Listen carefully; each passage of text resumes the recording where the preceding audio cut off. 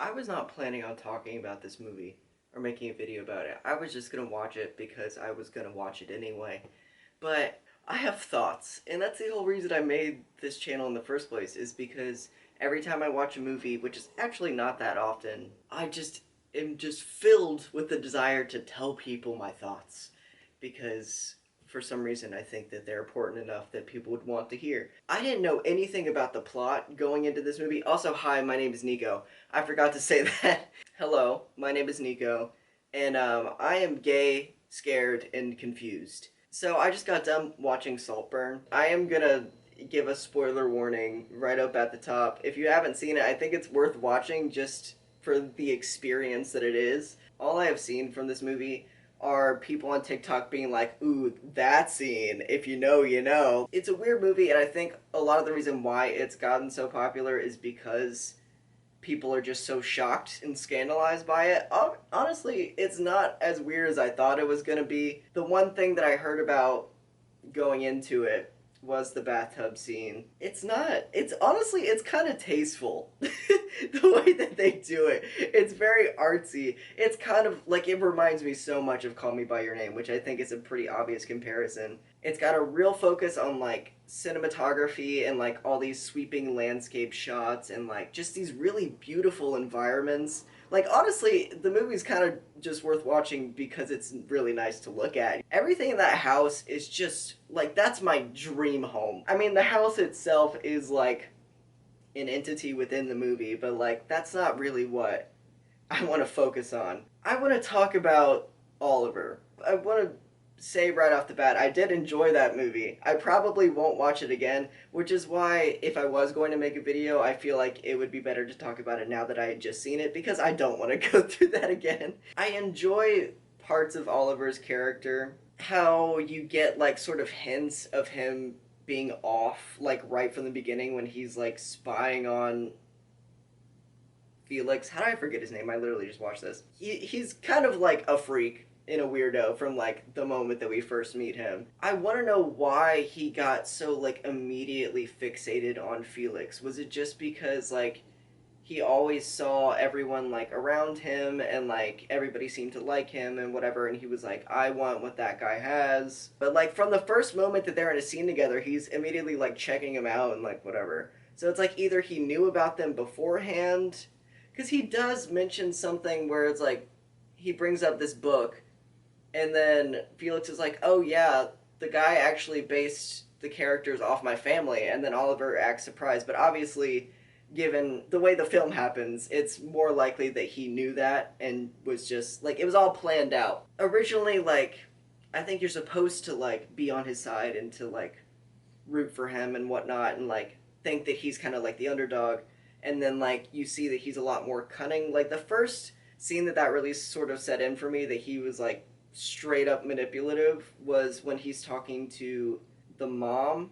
I can't remember her name. It's something super weird. She's talking and going on as she does, and then he's like, "I. It's no wonder that she is the way that she is because you're so beautiful or whatever." And like he's chatting her up and like, you know, feeding into her anxiety. He's like just straight up like using these people. The common man who gets bullied and made fun of and poked at, especially by, I forgot all these fucking characters' names. The cousin. What's his fucking name? Oliver acts surprised that Felix and this guy are cousins, but he must have known. And like they got put together at the beginning for like their essay. Like that wasn't an accident. Whatever. Farley. And then Ilspeth is the mom. What a fucking weird name. But Farley, yeah, the fucking asshole. You're supposed to be like, oh, maybe he's the real villain. Maybe it's not the rich people. Maybe it's this guy who just like wants so badly to be like them that he would do anything, even fucking murder people, apparently. I thought this movie was just a simple, saucy love story between this rich boy and this commoner. But no, it just goes off the fucking rails. There are parts of this movie that I really like because I love stuff like this where it's like so much like intrigue and secrets and backstabbing going on, and like people are having conversations but they're not saying what they actually want to say or what they actually mean. They're just kind of like skirting around these topics like the way that the parents do. I don't know, it's really good, and I knew I was gonna like that part like from the first moment that we're introduced to the family, and they're all just like that. Tone wise, I genre wise, I don't really understand what this movie is going for. I thought it was going to be a romance. I thought it was going to be after that just like this family drama. There's moments where it's like attempting to be a comedy, and then at the end, it's just a straight up like thriller. It's so weird. And I hate just like saying it's weird because that's like it feels like a cop out to just be like, "Oh, it's weird so nothing makes sense, whatever." Because it should make sense. For the most part, it kind of does. Like, I can understand what they were, or I can try and understand what they were going for and speculate as to what the point is. But, like, at so many points during this movie, especially towards the end, when, like, everything sort of reaches its peak, I just kept thinking, why? Like, why? What's the point? Not just for Oliver, why he's doing what he does, but for the filmmakers. Like, what's the message? What's the goal? What are they trying to say? Because it feels like at certain points they're like on the side of the rich people and being like, "Oh, you don't understand them." Or at certain points it feels like they're on Oliver's side and thinking that these people are crazy, but then it's like he wants to be like them. They try and like say that's a bad thing that he wants to be like them and he'll never be like them, but then he does become like them. Like he just got what he wanted and he seems very happy about it, obviously, by the final scene. So like why? What are they going for? What am I supposed to think and feel as the viewer? Am I supposed to get attached to these characters and care that they are getting killed off one by one? Am I supposed to be on Oliver's side the whole time, rooting for him and wanting these people to be murdered and for this common man to take over their spot? What am I supposed to want? Like, I do really love the point where it's revealed that Oliver's been lying about everything, using this sob story to become Felix's friend, because then it's like he becomes the unreliable narrator. Do you want me to hate him? I feel like that's the point, but then like if we hate him, the essentially the representative of the common man, should we side with the rich people? Are we supposed to side with nobody? Are we just supposed to be like everybody's fucked up, rich, poor, doesn't matter, everybody sucks, the end? That's dumb. I did end up really caring about Felix and Venetia. What a fucking weird name. But I really did end up liking them and rooting for them, and even Farley to some extent. He also is a sort of outsider in this family. Like, he is technically one of them, but they clearly, don't see him that way, and he's still, not free from poverty, from needing to ask for money.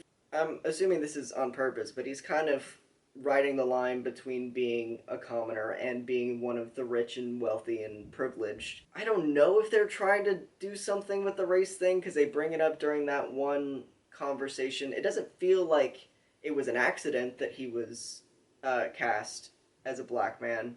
But, like, then what? Like, what are you trying to say with that? Because he also gets fucked over. Like, he doesn't die. He somehow manages to escape that, but like he still doesn't have a great life and he's still a shitty person. Gossip Girl, specifically the first season, is like so intriguing because we're simultaneously seeing like the glitz and the glamour and all the things that we associate positively with being rich and famous and popular and whatever. But then we also see like the downsides and we see how vapid and shallow these people are. It's also critiquing these people and this way of living. It's not something that's aspirational. I think this movie is going for the same kind of message, or at least I felt like that originally, but it's a coup. Like, he systematically murders and eliminates every member of the family until he's the only one left. And he seems happy about it. So he's not punished. The police seem to have no fucking clue what happened. Like, a novice detective could be like, oh, what's the one link between all these people? Of this random guy who now has their house and all their assets. I wonder if he could have some sort of motive. Like, obviously it's a movie, different rules, whatever. I would get it if it's like, oh, we have to have this happen to reach this conclusion, have this message. But like, what's the message? what's the point?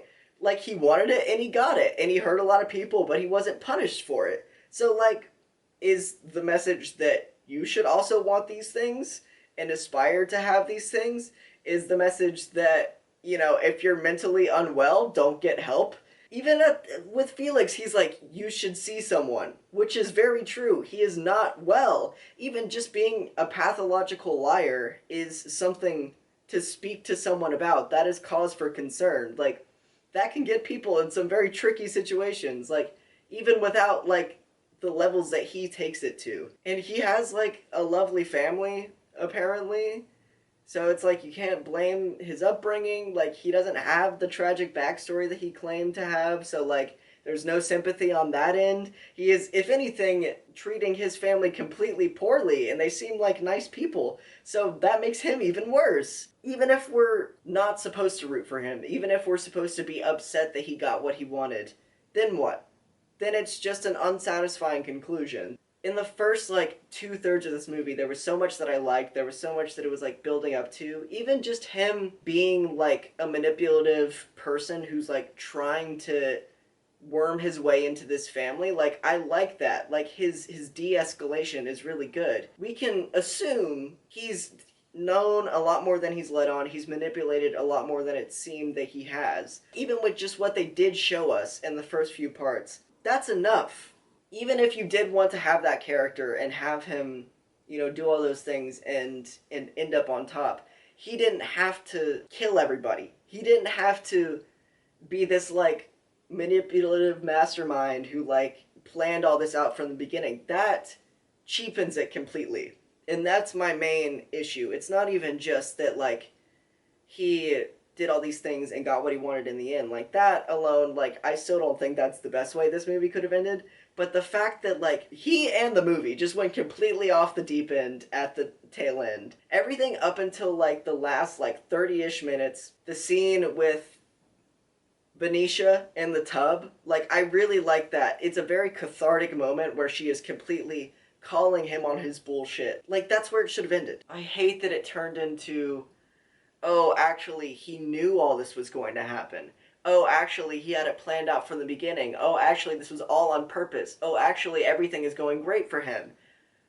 I hate that. Fucking Jojo does it. Joseph in particular. The enemy does something where it's like, oh, I got you now. But then he's like, actually, I knew you were gonna do that, and I did this. But, like, it's goofy. I mean, in that show, it works because that whole show and manga and everything is just ridiculous to such extremes. It's bizarre. Ha ha ha. But, like, for this, where it's, like, some social commentary, like, family drama, like, why go that route? Like, it's literally pushed to such extremes that it's not even believable anymore. And it's hardly believable to begin with. These family members are characters. They are cartoonish. Knives Out did that too, but it's still a very grounded story. It still has a, like, somewhat political message with, like, her being an immigrant. How did I forget her name too? Marta. It's Marta. I fucking love that movie, and I forgot her name. But, like, it has a lot of the same themes, and it's the same thing of, like, her being an outsider to this family. She doesn't really seem to have any interest in becoming one of them, but she also ends up on top. But it's like, we've been rooting for her the whole time because she's such a great character, and, like, she deserves it. It did the same sort of thing. There's a lot of the same sort of building blocks. But, like, she didn't have to kill anyone. And even when she thinks that, like, she's pulling one over on the detective, like, she doesn't want to be doing that, but it's like, there are reasons for her doing the things that she does, and it's not because she's a bad person. It's because she has to. Because somebody that she cares about told her she has to. But for this, it's him just being a shitty person. I don't want to see him win. I ended up caring more about the fucking vapid family members than I did about him. And, like, if that's the point, then great, but why? Why? That's just what I keep wondering. Like, I think this movie is so solid up until the last half. Like, I assumed that Felix killed himself. I'm pretty sure that's what you're supposed to assume, but that's what I assumed. And same for Venetia. Like, I assumed that she killed herself because it's understandable. Like, their world is falling apart. With Felix, it's like this person that he cared a lot about, even though everybody claimed that, like, it was just one of his toys. Like, clearly Felix did care about him. And, like, he completely betrayed him. And then, like, continues to harass him. To have it be like, oh no, actually, Oliver has been behind all of this stuff, and he, like, planned it out, and he targeted Felix from the beginning. He knew about their family, and then wanted to, like, integrate himself in there, but, like, honestly, there are better ways, and clearly he's not mentally there, but, like, he got far enough just by being what they perceive to be a sweet, innocent, kind, caring person. That would have taken him far enough. That would have made him Felix's friend. That would have made him indispensable to the family if that's what he wanted. Like, obviously, that's a shitty motivation to be kind to somebody or to want to be somebody's friend, like, just in the real world. But, like, I guess the explanation is just that it's supposed to be cool. That it's supposed to be like a, oh, we got you, like, oh, you have no idea who to trust and what's going on and, like, how far he'll go or whatever. But, like, for me, that's just so unsatisfying. Like, even with him being manipulative, I don't mind that. It's just, like, why does he have to be so in control and know everything and, like, just have no qualms about what he's doing? Like, I thought that he at least had some humanity, but the ending shows that he just doesn't. And that's just so unsatisfying for me. Like, not to bring it back to FNAF, but, like, I talked about in my FNAF video how, like, if you just chalk William up to just being a murderer and a psychopath with, like, no reason for him being why he is and doing the things that he does, it's boring. Like, just the complete degradation of his character is so much more interesting than him just being evil. And I feel like the first part of this movie, where it's like you're witnessing him like sort of like pull strings, it's like that is interesting because at this point you believe that he is still a human being. I thought, like, when they mentioned that, like, oh, Pamela died, and, like, I thought he genuinely, like, was upset by that because in my mind it's like he had no problem, like, being manipulative and using this family when there were no lives being played with, but then there was real consequences and there was real stakes where they shut Pamela out and she died. It became real for him. That's what I assumed was happening. He clearly has no qualms about people dying, even people that he claims to care about, like Felix. Like, he's just a pure sociopath.